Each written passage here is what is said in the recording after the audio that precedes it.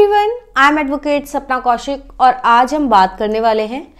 कि क्या दूसरी पत्नी यानी कि अगर पहली पत्नी के जीवित रहते हुए कोई व्यक्ति किसी और से दूसरी शादी कर लेता है तो क्या उस दूसरी पत्नी का अपने पति की पैतृक संपत्ति पर या पति की संपत्ति पर कोई अधिकार है। बच्चों का पिता की संपत्ति पर क्या अधिकार हो गया, उनके क्या कानूनी अधिकार होंगे, आज हम उन्हीं सबको डिस्कस करेंगे। लेकिन उससे पहले एक और इम्पॉर्टेंट बात कि अगर आपने हमारा YouTube चैनल अभी तक सब्सक्राइब नहीं किया तो प्लीज़ चैनल को सब्सक्राइब कीजिए ताकि हम आपको ऐसे ही लीगल अपडेट्स दे सकें। अक्सर सवाल ये आता है कि अगर पत्नी दूसरी है यानी कि पति ने पहले से शादी की हुई थी और उस महिला से उनका तलाक नहीं हुआ है तो क्या वो दूसरी शादी कर सकते हैं। सबसे पहले सवाल का जवाब ये कि सेक्शन 494 आईपीसी के तहत अगर कोई व्यक्ति, कोई महिला या पुरुष कोई भी अपने पहले पति या पत्नी के जीवित रहते हुए बिना उनसे तलाक लिए दूसरी शादी करता है तो इंडियन पिनल कोड के सेक्शन 494 के तहत ये एक अपराध है और इसके लिए 7 साल तक की सजा हो सकती है। तो कोई भी व्यक्ति चाहे वो महिला हो या पुरुष अपने पति या पत्नी के जीवित रहते हुए बिना उनसे तलाक लिए दूसरी शादी नहीं कर सकता। अगर कोई झूठ बोलकर ये फैक्ट छुपाकर शादी कर लेता है कि वो पहले से शादीशुदा है तो उस व्यक्ति को 10 साल तक की सजा हो सकती है। यानी कि अगर कोई लड़का हो या लड़की वो ये बात छुपा ले कि वो पहले से शादीशुदा है और उन्होंने तलाक नहीं लिया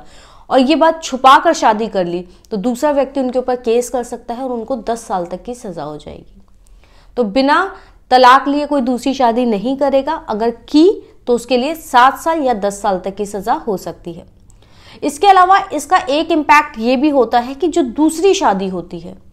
क्योंकि हिंदू मैरिज एक्ट के तहत कोई भी व्यक्ति सिर्फ एक ही शादी कर सकता है या स्पेशल मैरिज एक्ट में भी अगर कोई शादी करता है तो वो व्यक्ति भी सिर्फ एक शादी कर सकता है। अगर दूसरी शादी करनी है तो पहले तलाक लेना होगा। लेकिन अगर कोई शादी कर लेता है तो उस दूसरी शादी की कोई वैलिडिटी नहीं होता, वो शादी वॉइड होती है यानी कि उस शादी को शादी नहीं माना जाता। कानूनी रूप से वो शादी अवैध है, कानून में उसकी कोई मान्यता नहीं है।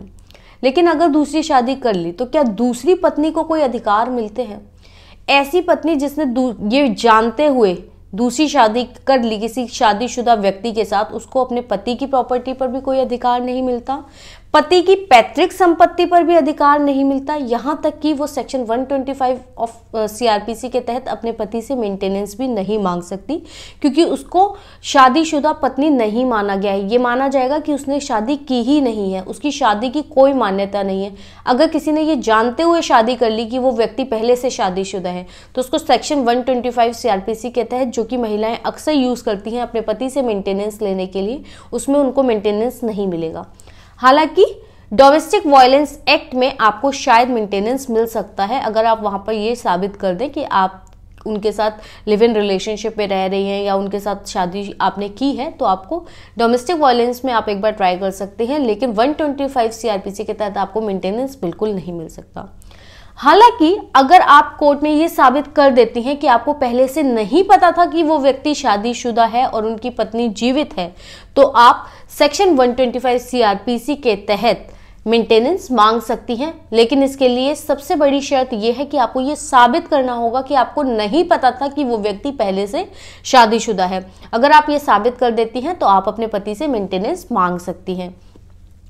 अगर पति बिना वसीयत किए मर जाते हैं तो आपको उनकी संपत्ति में या किसी और तरीके का, मान लीजिए वो सरकारी नौकरी में थे, वहां से उनको कुछ ग्रेच्युटी का अमाउंट या कोई भी और आर्थिक सहायता कहीं से भी मिलनी है तो वहां पर जो भी क्लेम मिलेगा वो सिर्फ और सिर्फ पहली पत्नी को ही मिलेगा। दूसरी पत्नी को इसमें कोई हक नहीं मिलता, ना तो पति की पैतृक संपत्ति में, ना पति की संपत्ति में, ना ही उनको कहीं से कोई भी पैसा मिलना है तो वहां पर कहीं भी दूसरी पत्नी को कोई भी हक नहीं मिलेगा, वो सिर्फ और सिर्फ पहली पत्नी को मिलेगा।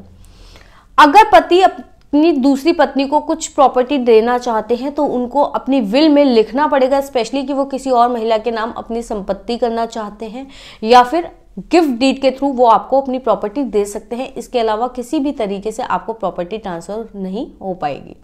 दूसरी बात कि दूसरी पत्नी का तो पति की प्रॉपर्टी पर भी कोई हक नहीं है, किसी पेंशन पे कोई हक नहीं होगा, कहीं भी उनको कोई अधिकार नहीं मिलेगा। सिर्फ वो अपने पति से मेंटेनेंस मांग सकती हैं डोमेस्टिक वायलेंस में, वो भी तब जब वो ये साबित कर दें कि उन्हें ये नहीं पता था कि वो व्यक्ति पहले से शादीशुदा है। लेकिन क्या